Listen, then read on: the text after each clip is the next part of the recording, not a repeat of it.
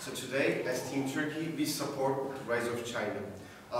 We will win this debate through explaining, through analyzing the subject in three subcontexts, which is economical, political and regional subjects of the rise of China and its benefits.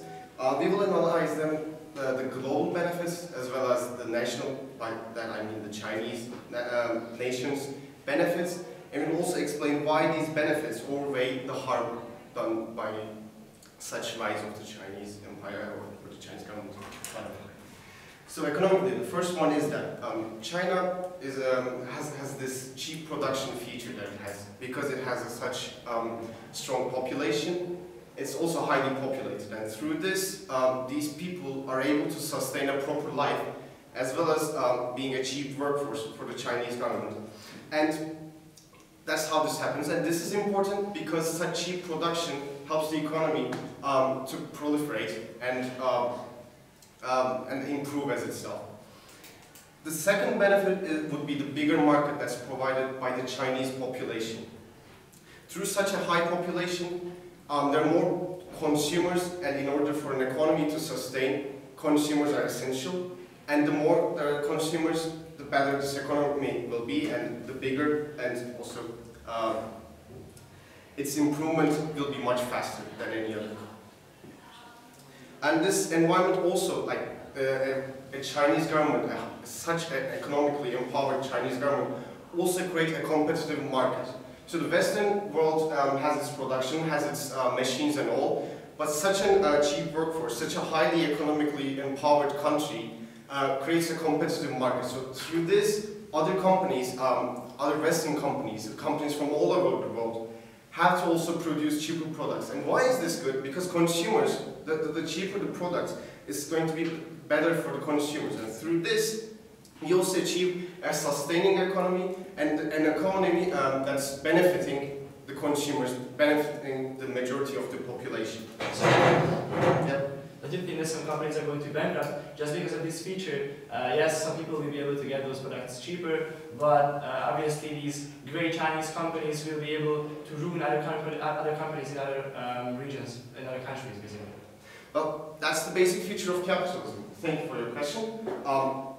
What this enables is a competitive market, and through this, yes, some companies will be bankrupt, but this is the core point of natural selection. And through this fear of getting bankrupt, the companies have to improve themselves. The companies have to provide cheaper products, and this is good in the long term, and this is good in the short term for every consumer in the world. And I think, and we think as Team Proposition, that this is something that has to happen, that some companies must fear bankruptcy in order for themselves to actually try to improve. Now, I think such economically empowered in these three features benefits the global economy. And that's the importance of a strong China. From a national point of view, for the Chinese people, we believe that exploitation is something that happens globally. Right now in Vietnam, people are working right now all over the world, people are working in really, really hard conditions. And the reason for that is that companies from all over the world place these factories in other parts of the world that has cheaper workforce. We call them sweatshops. These companies just abuse the workforce in these countries, leave nothing for the people, just enough for them to survive another day. And that's a bad thing. Obviously, it's bad. Just in a minute. It's a bad thing because it's bad for this workforce, and it's bad for this country itself. Yes? So, are you aware of the fact that sweatshops are often offering people such a 5 or more times higher income than they would be able to get in those affected regions? Thank you for your question. At that point, I don't agree with you. I think in South America, I think in Vietnam, I think in India, people are working in much, much worse conditions. And the reason for that is that the companies that's exploiting the people are always foreign countries. They don't owe anything to those people working in those countries. But the Chinese government is only able to sustain itself through its own people. And when its own people are the workers of its own production phases, they have to give something back to the people. We can see that in their regulations, in the factories in China. We can see that China has adopted this one-child policy, and that is something that's really, really damaging and an exploitation strategy. But we can see that China adopts such a strategy, and that's only because it values its own people, that is constantly improving itself. It may be a slow pace, but it's constantly improving the living quality of every individual in the state. China is empowering itself as a country, and the more powerful China becomes, the better the living condition of its citizens are going to be in a global wise. And that's why we think for every Chinese citizen out there, a stronger China, a rise of China is beneficial, and that's why as Team Proposition, Team Turkey, we support this rise of China. Now, at this point, we must also make clear that a strong China is the only possible way that's going to be able to provide a better living quality for the Chinese citizens. We also must make sure, that a strong China, we also should bear in mind that a strong China is the only way that such high population is actually productive, is actually efficient. We can see other countries in the world that also are highly populated, but we don't see them such productivity, we don't see such efficiency, we don't see such great benefits to the global market when we analyze them. We have India that also plays an important role, let's say, but it's not, it doesn't have the same effect that China has. It doesn't have the same effect the Chinese factories, that Chinese production has. It doesn't have an important enough political aspect.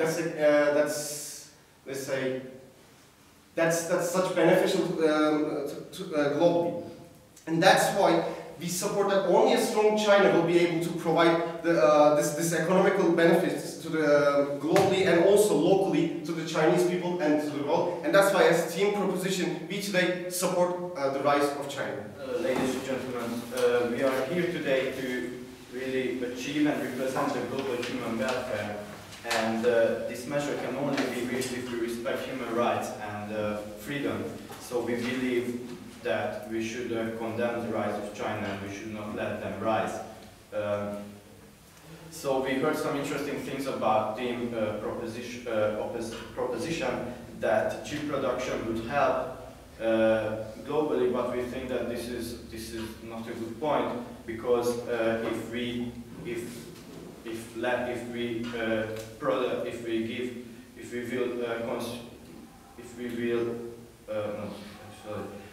we produce things for less money, that means that the firms will provide less care and everything else for the workers, what we now respect as a good Western thing, but in the future this will be not, because there will be this hard competence that they should be racing for also with the Chinese firms. So yes, and with this we don't see that it would be good that going firms would fear bankruptcy, because they would be exploiting more people, and we don't think that that should be in order in any ways. So if we give more power to such a state where these fundamental human rights and freedom of speech and things are not respected, we are definitely letting the devil out of the bottle. What we see in China is that it's not taking enough actions.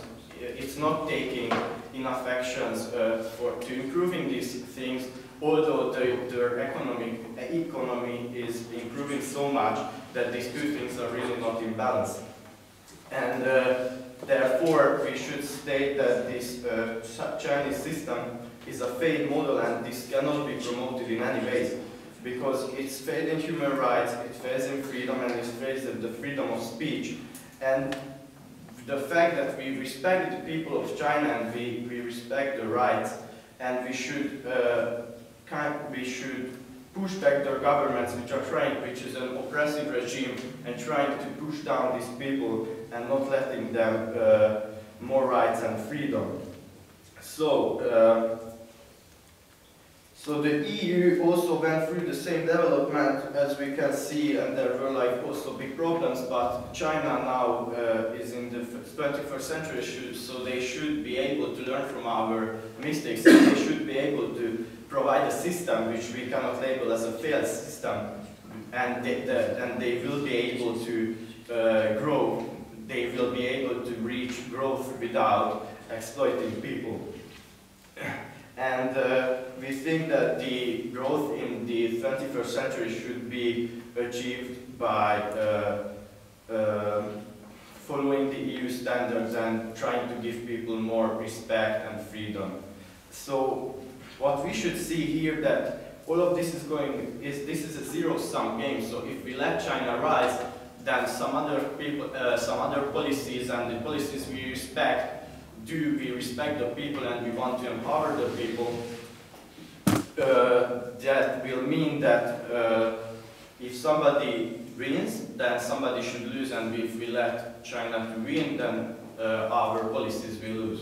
Yes. Why should China economically play by the rules of the Western world? No, we are not saying this. We are saying that they should, if they grow, that they should respect the policies which are going on. We are not saying that the Western world should dictate or do anything like this, but they should be able to develop with the respect of the people. So, yes, so this zero-sum game is something which we are really fearing now. And so the other things why we call China a ticking time bomb is that the Chinese government is not accountable for several things, such as the cyber attacks, which are coming from really often from China, from the headquarters in Beijing, and they are always dislining that it's not there, but it actually is. And even though the USA is sometimes doing the same thing, we know that the USA are in international organization and they are accountable for all of their acts, although the Chinese are not. And for the exploitation of people, we should mention also that the poor situation of the minorities and often women in the territory. So another interesting or really important thing is that the Chinese economy is standing at a place that it's strong, it's really developing, but since it's developing so fast, it's only pressing down the environment, and we should not let this, because we have, they should see that what practices we used, and they should be able to implement these. And so if there are people in Beijing who cannot see further than 1 meter in the city, and 4,000 people die in a day only due to air pollution, I don't think that this is something what we should assist to in any way if China is not willing to change their policies, and as long as we can see they are really not. Also, China is building 5 coal power plants a day, so this is also, so since we are here, there are already 5 more coal power plants has been built, and we don't see this as any kind of development, and therefore we reject this naive policy with all of its aspects. First, I'd like to start with some replies. First of all, they said that the Chinese government China isn't obeying the UN standards set by the Western nations when they are growing, and that they are damaging the environment, and that a Chinese worker isn't living in the same working conditions as the standard Western worker. Well, first of all, I'd like to say that when we look at the other, when we talk about a China without a strong government, without a strong force behind its people, we are going to see if China isn't a strong nation. It is going to be exploited but this time much more by the Western companies. And these Western companies will have little to none consideration of the welfare of any Chinese worker or the Chinese environment, as we can see from Vietnam, as we can see from Africa, that at least we can say that a government has to care about its people, because it is its strength. A government can't go around just disregarding its own people just for the gain of money. A company can't do that, and we saw in all of history, throughout history, and in the 21st century, that whenever there is a high population, a high production capacity, high natural resources, and low development of the country, and little to no government strength, that companies from the Western world or companies from around the world, strong companies, go and oppress the people of that nation and steal their natural resources. So we are saying that a strong Chinese government is going to be way better for both the environment and these people. The second. But don't you think that the European and basically Western companies are going to grow if China goes? Because basically China is made up from these companies, and like Chinese companies, these are basically all companies that came there from abroad, and these are international ones. But when there is a strong Chinese government, and since it is getting stronger, it has been applying standards on these countries, like Apple, for instance. They have been imposing standards on Apple, and currently Apple can't oppress these workers, can't take advantage of these workers as they were doing 10 or 20 or so years ago. And so we can see that since China got stronger in the last 10 years, it has been starting to fight back against the horrible standards that the Western companies are imposing on its people. And if I get my arguments, I will state two effects of a growing Chinese power in the world of politics. The first is it will create a multi-power political environment, which means that NATO and primarily the United States of America isn't going to be the sole big bad guy in the bloc. It isn't going to be the sole superpower in the world. It has been the sole superpower since the Soviet Union fell, and we can see this caused many careless acts to be done that any other superpower would try to stop, but since there were no superpowers, they couldn't. They failed to. The world failed to stop these acts, like the second Gulf War, for instance. When a superpower tries to oppress a lesser nation or take advantage of a lesser nation, the other superpower that is supposed to be on the other side is going to try to block it for its own advantages, of course. But since both sides are doing it, it will create a situation in which no superpower can take advantage of lesser nations willy-nilly.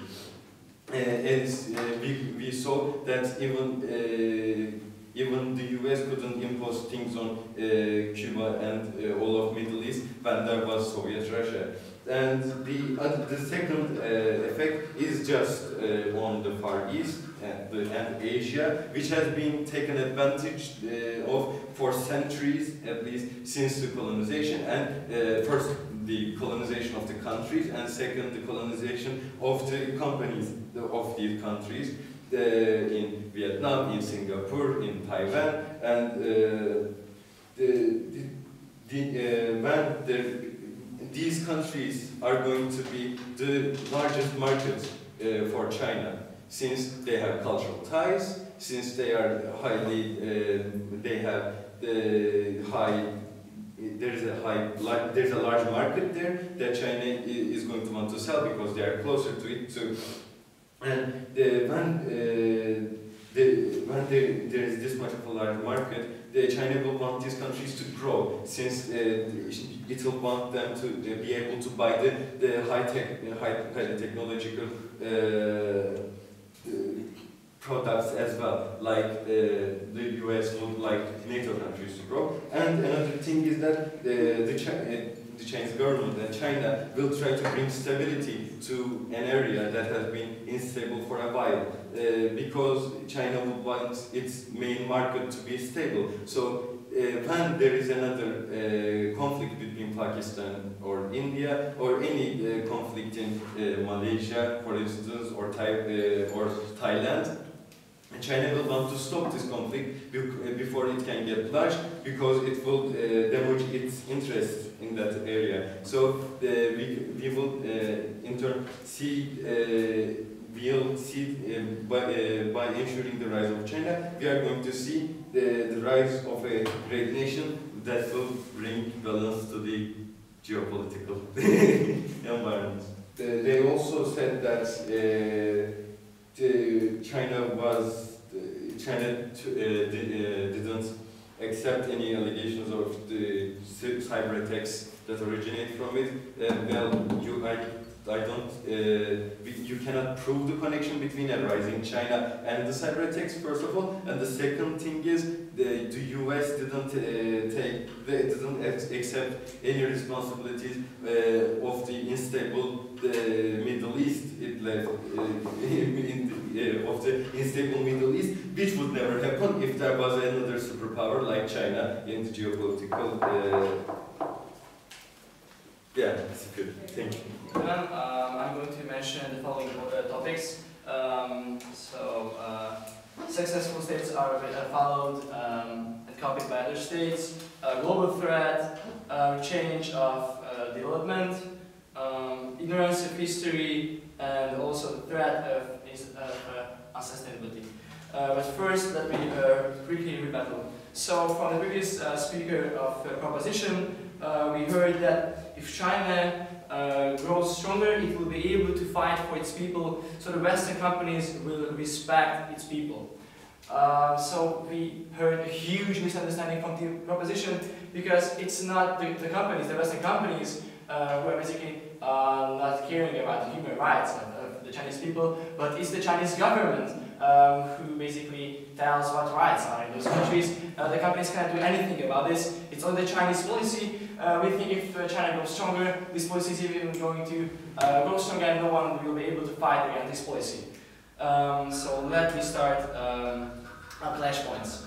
So basically, we think that if China is going to grow, obviously other countries surrounding China will see how successful China was with this policy, and they will support this policy and follow them, because they will want to be just as successful as them. So basically, other societies, other populations will try to make the government follow China as they want to have just as much money and welfare as Chinese people have.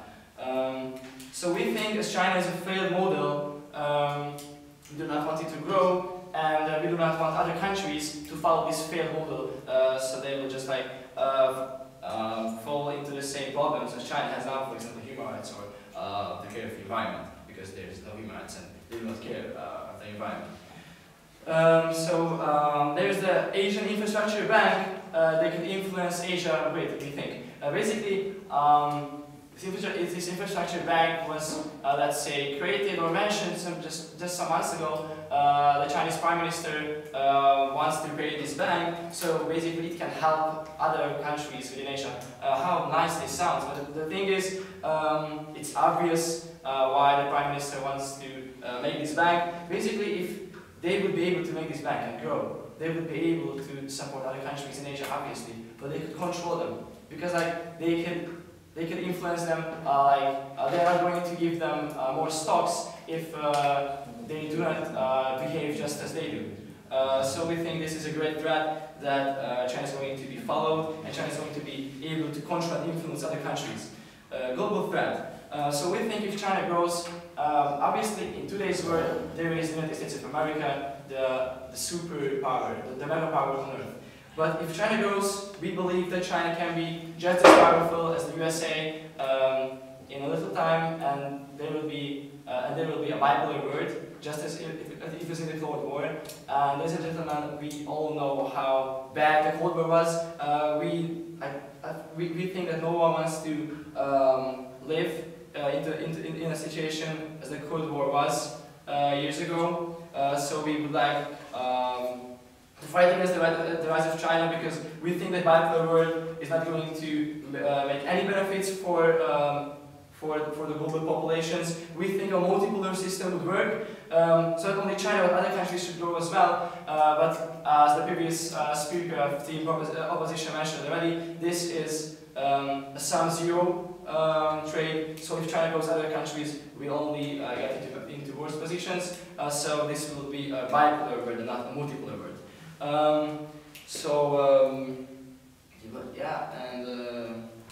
The thing is that it's not only global threat, because like there will be this Cold War situation happening, but the thing is, if you look at China, obviously the economy is growing really, really fast. But the thing is, if you look at the Chinese military, the military is growing even faster than the Chinese economy. So they are doing this kind of smart, because like when they get some money from out of the economy, they always put it in the military, so later they will be able to use that to control other countries and to get some followers. So this is why I think it's a huge global threat. Going on to the topic of change of development. So we would like to raise the question, why would China change if it's in a development times? Like if they're developing, obviously no one will change this policy if it's successful. And this is what we think, like team opposition says, proposition says that if they grow, they will be able to change human rights, they will be able to take care of the environment. But no, obviously not, as they are going to be just as successful with such a policy. Going on to the topic of ignorance of history. So basically, Europe during the Industrial Revolution was just as China in the present. And the thing is, what the team proposition doesn't learn from the history and wants to make the same mistake as Europe did during the Industrial Revolution. So now we see that it is possible to be successful economically while keeping the human rights high, and also while taking care of the environment. If you look at, for example, Japan, or if you look at the USA or some Western countries. So China wants to make the same mistake as Europe did years ago. So we do not think that this is a wise decision. Then talking about a last topic, the threat of instability. So obviously the Chinese economy is really, really unstable. So yeah, maybe you have the question, how do we know this? So basically, the stock market is changing really, really frequently. So if you look at the stocks in China, they are just like going up and down, so like no one can invest basically there, as it's really chaotic. It's not reliable at all. The performance are really reliable. So like no one can basically rely on it. Why? Because it's basically only about exploiting. It's based on exploiting people. So obviously, we could just like wake up one morning to the fact that people are on the streets and protesting, because like obviously, why wouldn't they do it if they have no rights, if they're only exploited? So this doesn't create any stability going on. There is a huge problem with the Chinese economy that it's basically only copying other economies, and it's not doing any research or development. Its money is from basically using other countries' products. So we think if China is going to grow and develop, nothing new will be found on Earth, but only it will keep like recycling and reproducing itself. So we think this is not something positive for the future. So like letting China to grow would be a strategical purpose. Thank you for your attention. First of all, I would like to say that we never said that the other Asian countries will aspire to be like China. Instead, China wants this region to be stable because it uses market, it uses their resources, it will start using their manpower, their companies. So they will want a stable region, so they will keep the income, they will keep the market, they will keep the income of resources and production materials coming. They will, for example, if there's a war, because if there's a war, people will die, and there is not a single country in Far Asia that does not have border conflict with its bordering nations. So, but a strong China that world has power will try to prevent at least active acts of aggression between these countries and will bring stability to the region, bring stability, trade, and production to the region that will benefit the population of these countries. They will not have to go to Hungary at time because they will have a job to do. So you are keep saying that the environment, they won't care about environment, they are just building factories and etc. etc. But that's the price of development. China is a developing country. I would like to say that, remind you that what England and the rest of Europe do during the industrial revolution. So the whole habitat of the Europe changed because they were using coal fossil fuels extremely, and they cannot just start producing environmental friendly production waste out of nowhere. What you are saying would be true if development comes from space, but it does not. Development has its cost, and it will be bad. But as they develop, they will have money to spare for the environment, money to spare for the rest of the world, for the people, because they will want their population to be healthy, because their population is the core of this government. A government consists of people. Actually, China consists of Chinese, but a company does not only consist of executives that does not really have to care about Chinese people and their economies if they are fed. You don't see Chinese people going hungry or starving to the death, but you see African people starving to death because there is no central authority. There is no central power that keeps them at line, that takes this power from the people.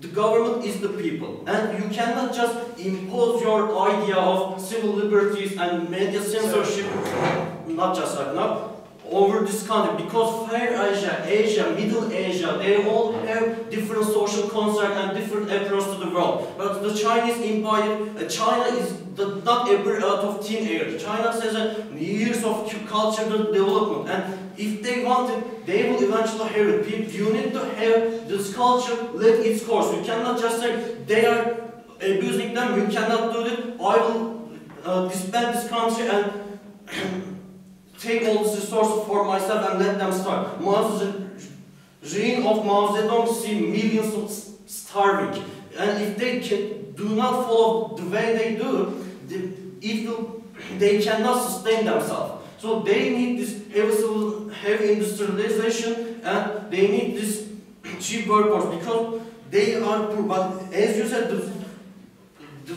China before World War I was also a poor Asian country.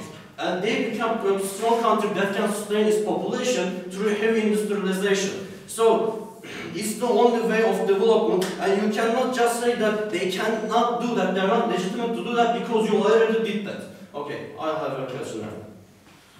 Thank you. So you mentioned the government is the people. How can you say the government is the people when there is no freedom of speech in China, there is censorship in China, the people cannot go on the streets to protest? So it's basically what the government says, and the people have no say. Okay, people have no say. That may be true, but the thing is, that's your idea of a government.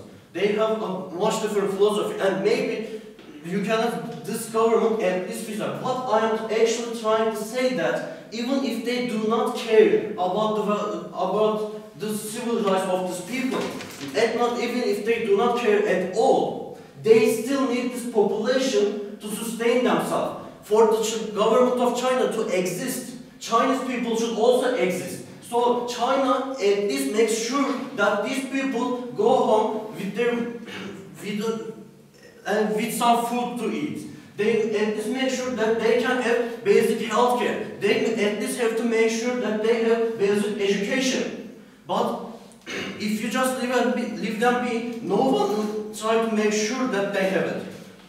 Other than that, you said that if someone wins, somebody loses. That's not the way. First of all, I would like to ask that why should be the Europeans that should be winning it? And second of it, there is something called win-win situation. China is developing itself through industrialization, not stealing resources from the rest of the world. So the rise of China will lead to benefits of the whole world. You are saying that cheap products overflowing the market will cause European countries to bankrupt, and this will hurt their economy and their people will be hungry. But the thing is, the products will also be cheaper. And these people that has lower salaries will still be able to afford enough, while the people that did not have any job will be able to afford something to feed themselves. What we are trying to say is a strong China will at least keep people fed, and it will keep growing and growing, and this growth will return to Chinese people. More factories mean more people getting a wage. More people getting a wage means more people can buy stuff. And you are saying that the European companies will have to compete and produce cheaper quality goods.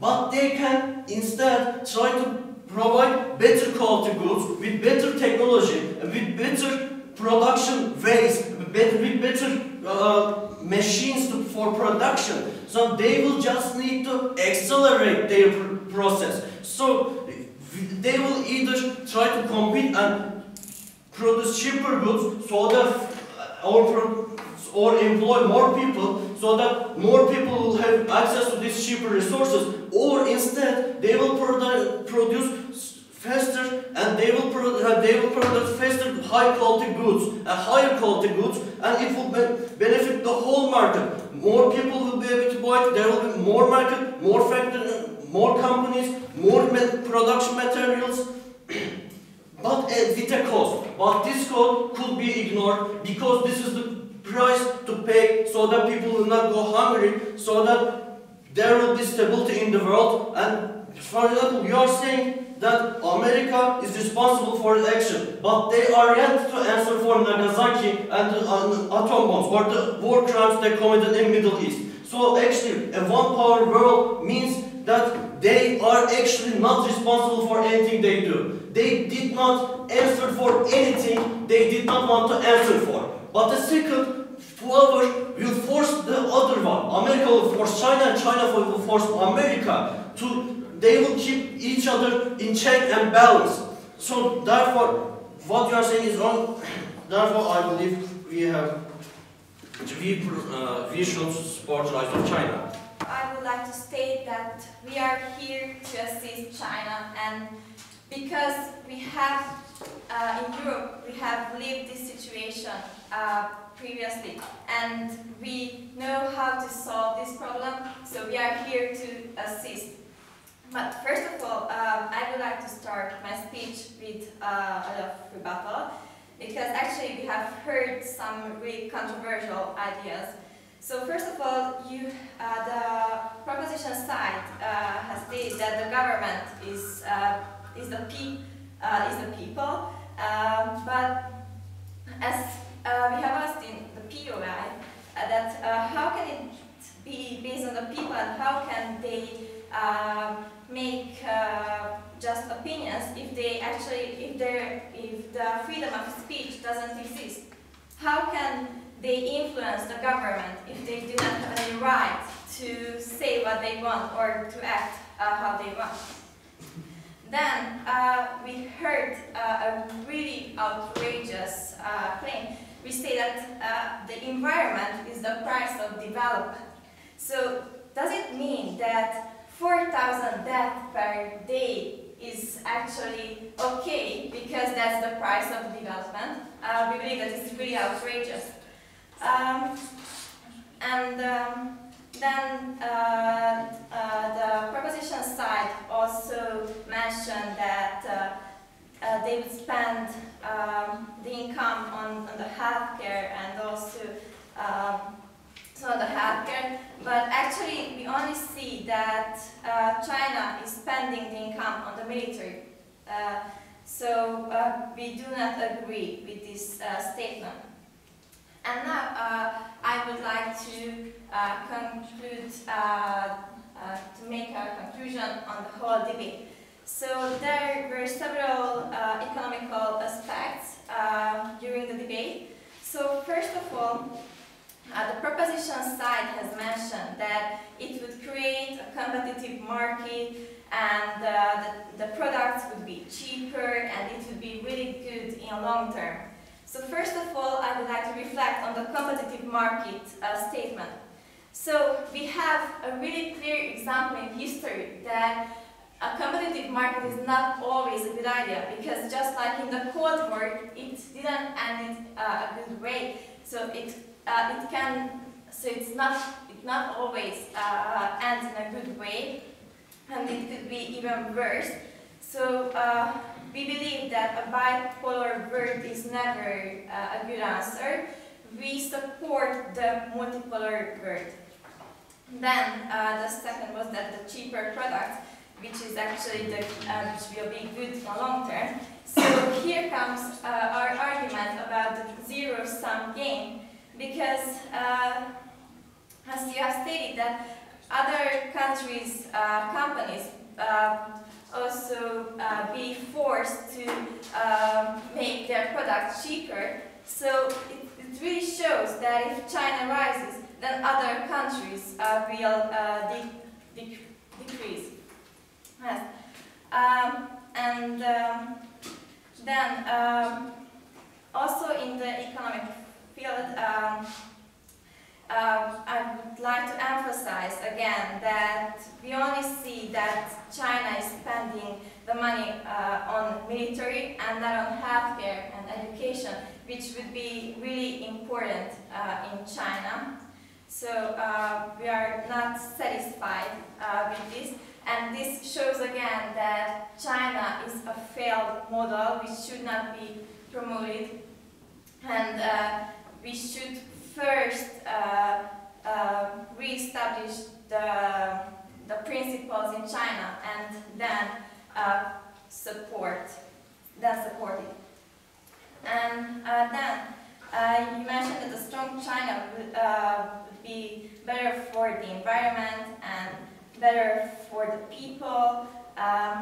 But first, you mentioned that actually China cannot be really strong because there is a huge instability there. So no, and furthermore, we actually cannot rely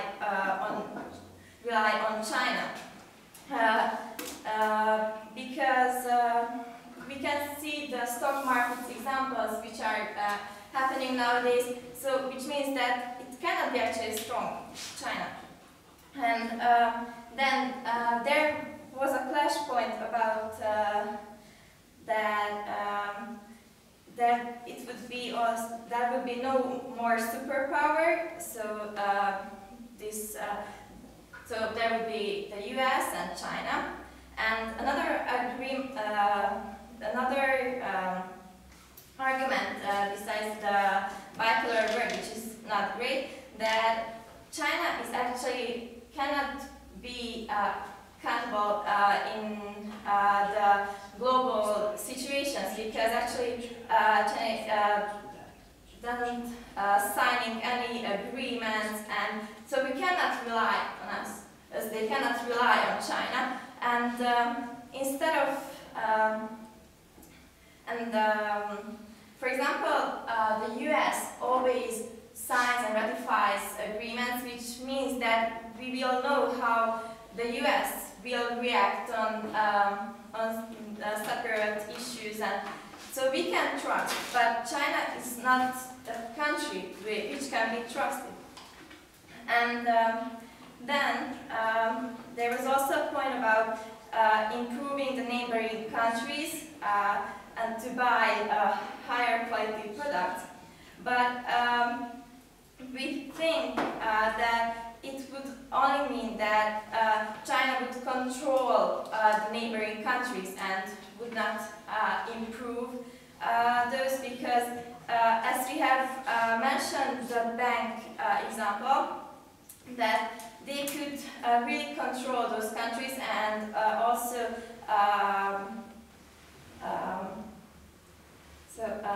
they could control them and make them and force them to follow their ideologies and to act like China.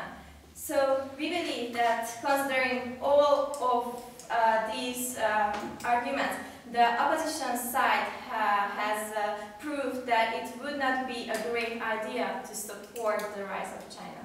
The opposition was trying to convince us with shouting and unnecessary aggressivity in other cases.